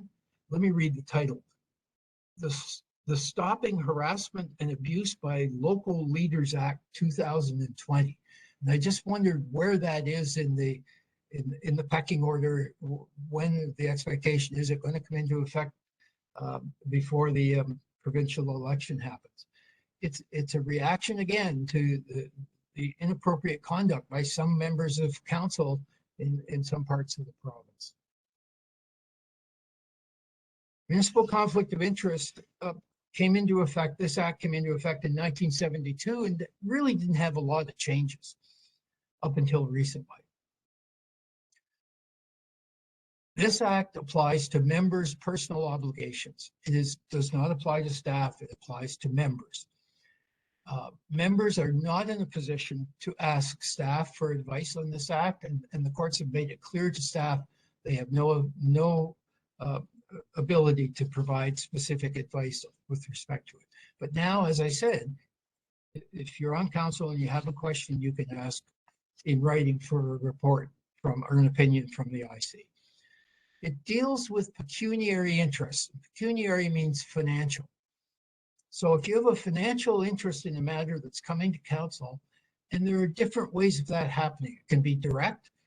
If I own Fred's widget shop on Main Street and I want to bid on the contract that's going to council for widgets, at the meeting, I would, at the beginning of the meeting, there's an item saying declarations of pecuniary interest. I would say, Your Worship, I'm declaring on item 4 because I own Fred's widget shop.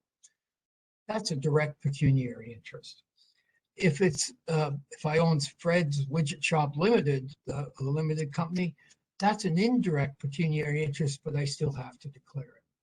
There are interests around family, parents, spouse, or children, if the interest is known. And there are others that I think you need to spend a bit of time. There's an excellent book at Municipal World.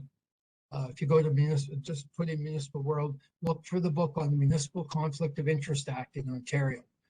You need to read that if you have any concerns about conflict of interest before you decide to run for council. I had a councillor not long ago, well, last election, who came to the session and he said, I'm running because I've got this piece of land and I really want to push it through and get it developed. And I figured being on the inside would really help.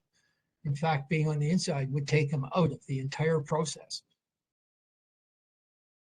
You must declare, this is the transparency part again, and historically you declared it verbally at the beginning of the meeting. That was my Your Worship, I'm declaring on item 4 because I own Fred's Widget Shop. But now you must also declare it and put it in writing, and you file that with the clerk. And the clerk then takes the minutes of the meeting where you stated it verbally and the written declaration and puts it into a register. So anybody can go in at any time and look at all the declarations a given member has made over the last period of time. If you are declaring, you may not participate, influence, or vote. That makes sense. The act was changed to make it clear that influence also includes not just members of council trying to influence members, but also staff. That's significant. And participating is anytime before, during, or after the meeting. So you need to be cautious. It's not just influencing at the meeting itself, it's influencing before, during, or after that. Up until a couple of years ago, the method for complaining under this act was a ratepayer could bring a court application at their own cost. That deterred a lot of people from starting it. It's an expensive process. The act was changed and it's expanded who can bring the application beyond ratepayers, but it has said that you may now bring the application to the Integrity Commissioner. You no longer have those court costs. And the Integrity Commissioner will investigate and determine whether an application can be made to court. And the court will make a determination whether you breached the act or not, and can impose penalties. And one of those penalties is to remove you from council and to keep you from running from council for up to 7 years. So it's pretty significant in terms of the impact that it could be. Not surprising, because of the ease of complaining now, the number of complaints has risen. And here's the key factor, I think. All of the costs relating to this are borne by the municipality. Cost of the IC, cost of any court application. It's a very expensive process for municipalities. So good training is really important for members of council, understanding of what the scope is so that you avoid a number of these. I spoke to the municipality just earlier this week, and they have yet to have a complaint with the code of conduct since this has been in effect, because they've spent a lot of time training the members. The members disagree with each other a lot, but they do it on a basis, issues basis, not on a personal basis. And it produces some really interesting debates, but it's not ending up in having code of conduct complaints or municipal conflict of interest complaints. These are important areas, and you need to take some time to get familiar with them. I want to just spend 2 minutes on this because I think it's really significant. We all know about Walkerton. The province's response to Walkerton was a piece of legislation called the Safe Drinking Water Act 2002, which was at the time considered the premier piece of legislation in the world in terms of protecting potable water. Pretty significant stuff. The one section that was not brought into effect in 2002 was the personal liability section. It said that decision makers, that's members of council and its senior staff, can be made personally liable for the operation and any downfall of the operation of the water system. 10 years went by and the province finally announced that section was coming into effect, and it did in January 2013. And that is now in play. So it's important it's an example of how members of council have to be trained to understand what they have to be doing to meet the test of acting as a reasonable person in the circumstances. The penalties under this legislation are significant, both personal and corporate. And there may be corporate liability, but not personal liability, or vice versa. There may be personal liability against some members of council and not others. So expect, if you're elected, that you're going to be trained fairly quickly on liability issues, and certainly Safe Drinking Water Act will be one of them. Okay, so what do I say? Well, understand the role you're getting elected to do. Understand you are not managers. You are the part of the decision-making body that makes decisions collectively. Quorum of council, majority of council. Understand your personal obligations. not only in a corporate sense, but also with respect to your family. How's this going to impact? Finally, I just want to say congratulations. I think anybody who puts their name up for public office deserves congratulations, whether you decide to run or not. It is such an important part of our community. Local government is immediate. It's right in your face all the time. Within any given 10-minute part of a council meeting, you can be frustrated, elated, confused, happy, sad. It just all sorts of emotions coming at you very quickly. It's just a wonderful place to be. I've had a terrific career in local government, and you get to work with some really astounding people, and Guelph has an abundance of that. So congratulations on giving it some thought. And Stephen, I'll turn it back to you. Thanks, Fred. This is, yeah, your session is always the ending, this cherry on top at the ending of our sessions. If you stop sharing there, Fred, we'll be able to pull up all of the panelists. And we do have some questions that have come in, which is wonderful. So what I'm going to encourage folks to do is we've booked this time from 1:30 to 3:30. Means we've got 5 minutes, but we're also content to stay on. I know that we can stay. Our colleagues at the ministry, as well as you, Fred, if you can stay, great. If you need to duck out, please don't feel you need to sort of let us know. You can duck away. What I'd like to do is go through some of those questions while we still have them.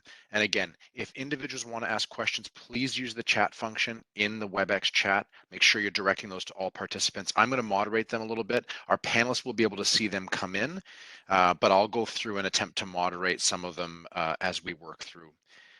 So please keep them coming. Let's jump in on the first questions we had. One question came from an individual about endorsements and whether or not they need to live in the ward that you're running. The answer to that is no. They need to be individuals, electors in the city. So it doesn't necessarily require that you, if you're running in Ward 3 in Guelph, that you have 25 or 28 or 30 endorsements. Like I said, it doesn't hurt to sort of go a little bit above and beyond. It doesn't mean that those folks have to be within the ward you're running. They need to be qualified electors in the city of Guelph. Okay, so that's really important. The other question related to that is, does each individual, if you're running for a ward seat, one of the councillor seats here in Guelph, do you need to reside in the ward in which you wish to run? And the answer to that is also no. There's a caveat to that, though, which is interesting. If you run in a ward that you do not live in, you wouldn't be able to vote for yourself as well, obviously, because you're able to vote only for those candidates in the ward that you live in. So something to consider. That might be important. It's one extra vote, but there's no requirement per se that you have to live in the ward that you run. Some of these questions I'm going to hand off to our colleagues at the ministry. Before I do that, there is one question I did want to get to. We had a question about and I think this came up early on when we were showing the dates, the key dates. October 24th is election day. We talked about how there would be unofficial results on that day.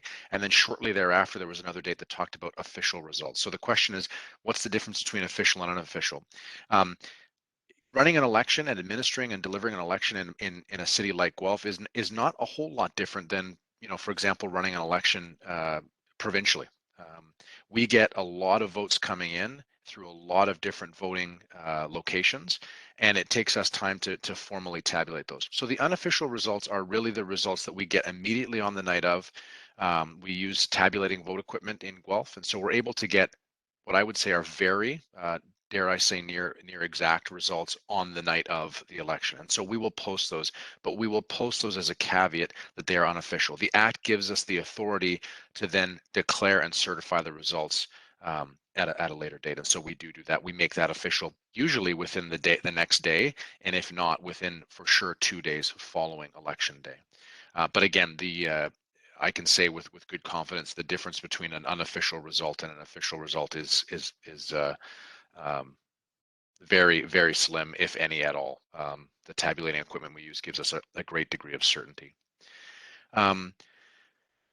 Maybe I will hand over some of these to our colleagues at the ministry. Can you please clarify the volunteer status of a contribution? If a person who is a financial advisor volunteers to be the financial officer, again, there's no requirement to have a CFO per se, but if they volunteer to sort of serve as a financial officer role for a campaign, does that person have to declare as a contributor? I think, Caitlin, you had answered that question in the thread, but maybe you want to just repeat that, because again, those joining us aren't able to see those responses, but we will be reposting these after the fact. So my colleague Carol is actually going to be answering this question. Okay. So please go Great. ahead.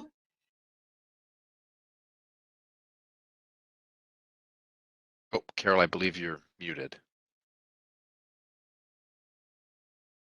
Sorry about that. Okay, Not a so problem. the volunteer question, basically, if a professional like an accountant or a lawyer volunteers to provide services for which they would normally be paid, the market value of the service must be recorded as a contribution by the volunteer, and it is a campaign expense.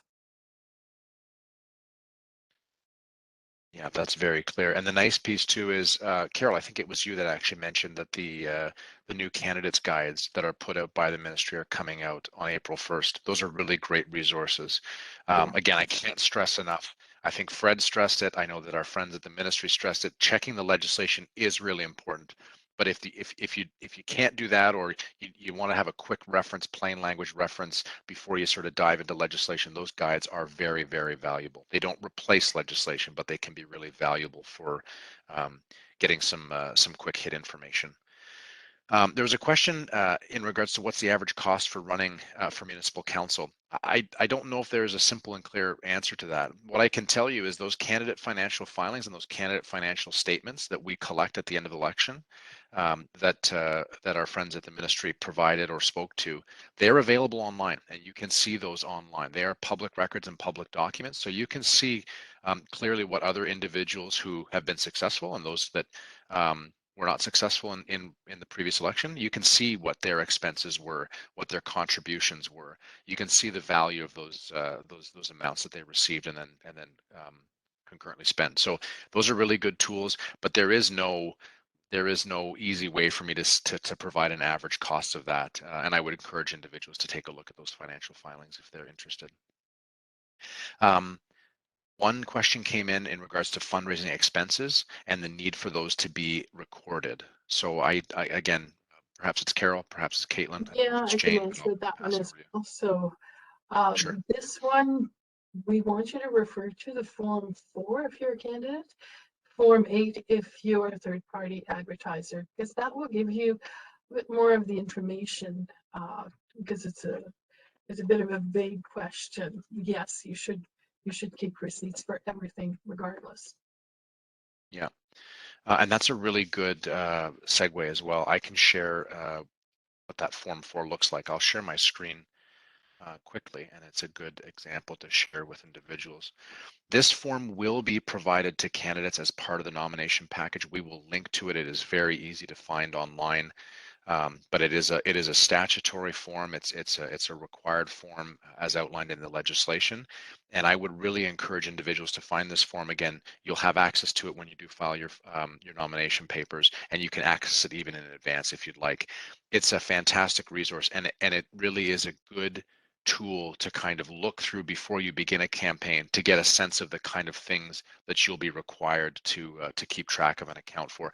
This specific one is the Form 4, so this is for candidates. I just wanted to make that clear. As Carol noted, there are different ones if you're a third-party advertiser. So I'll leave that there. Question here is, if I spend money on signs and pamphlets, would this require a campaign bank account to be opened? Carol, do you want to take that again? It is Caitlin now. Caitlin. Okay, we're bouncing around. We're keeping it exciting. Yeah. Sorry about that. So if a candidate spends money on anything for their campaign other than the nomination fee, or if a third party advertiser spends any funds, since there's no registration fee, then the legislation requires that a campaign account be opened and all donations deposited into and all expenses paid from it.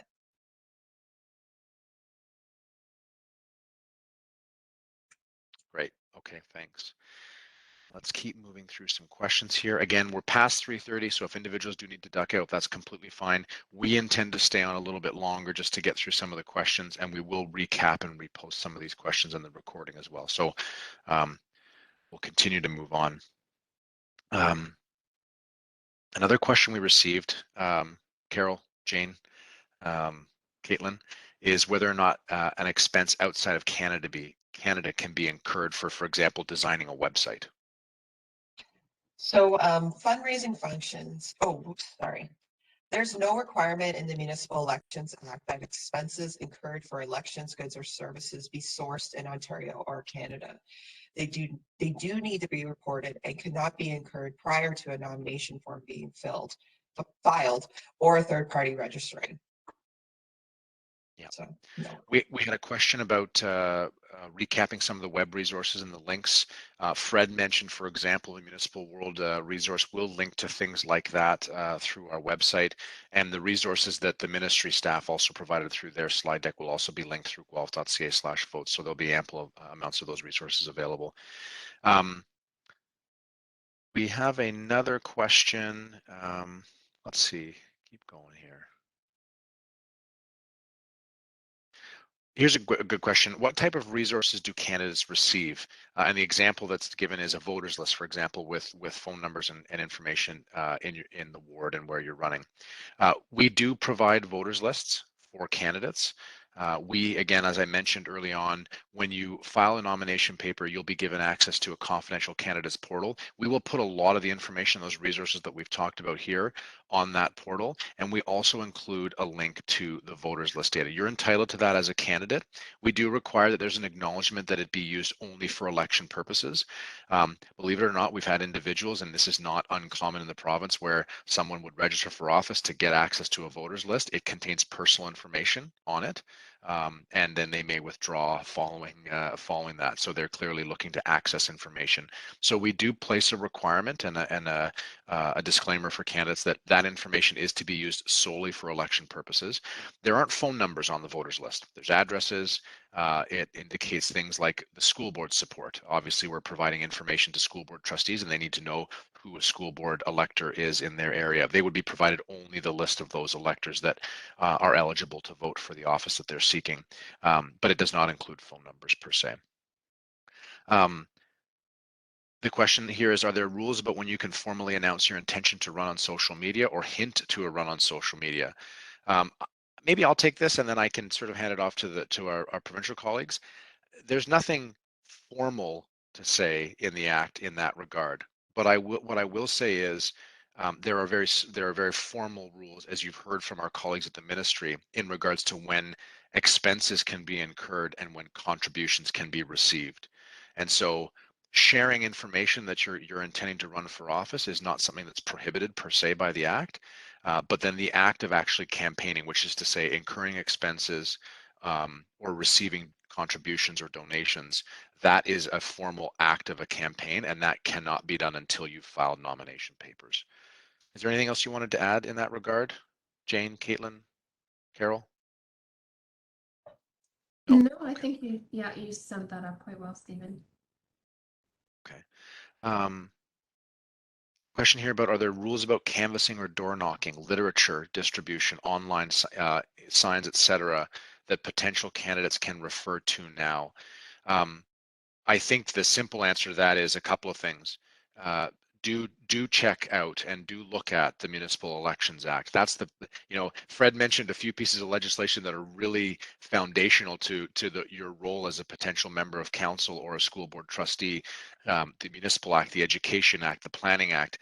As a candidate, the first piece of legislation you'll want to look at and flip through is the Municipal Elections Act. That's going to be incredibly important for you as you embark on a potential campaign.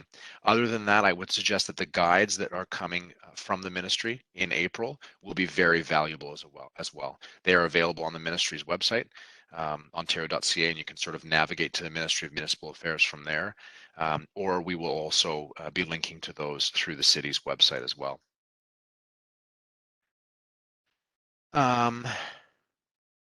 A question as well in terms of, does a candidate have to file their declaration before being able to open a bank account and raising any funds or spending any money.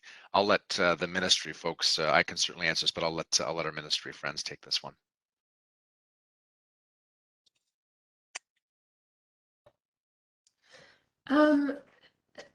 I don't believe there's anything specific in the legislation about when you need to open your bank account. I'm pretty certain about that. But again, I would refer to the Municipal Elections Act and the candidates guides that will be released on April 1st. Yeah, that's what I know about that one. I don't know, Stephen, do you agree with that answer, or? In our experience, and again, I can't say that I have lived experience as a candidate that's run for office, so I will caveat with that. But what I will say is we have heard anecdotally from candidates that they are often asked when they're looking to open a bank account that they're looking for those financial institutions are looking for a copy or a version of your declaration, your nomination papers. And so what I would suggest is actually you do wait until you formally filed your nomination papers. Make the next stop after City Hall a stop to your financial institution to open a dedicated account. That allows you to account for and accrue those contributions that you may be receiving and the expenses that you're incurring through that account in a very clear and transparent way. So I would suggest that that sort of be the course of action. File your nomination paper. The filing fee that you pay to file your nomination paper is considered a personal expense, so it doesn't need to be balanced into that financial account that you open up. But I would suggest your best course of action is to file your nomination papers, get that complete, then move on to opening a bank account as sort of step 2, and make that very shortly thereafter that you do that. In that vein, there is a question here about, can I incur expenses before opening a bank account, because designing things like a web page might take some time and energy.